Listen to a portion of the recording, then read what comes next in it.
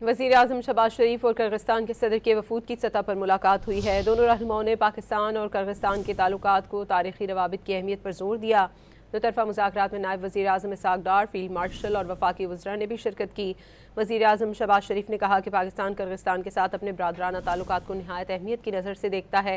शहबाज शरीफ ने वस्ती एशियाई ममालिक के साथ रवाबित के फ़रोग़ के लिए पाकिस्तान की पॉलिसी के तहत अपने अज़्म का इआदा किया।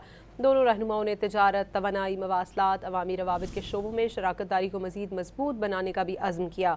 दो तरफ़ा तिजारत और सरमायाकारी को बढ़ाने पर भी इत्तफ़ाक़ किया गया।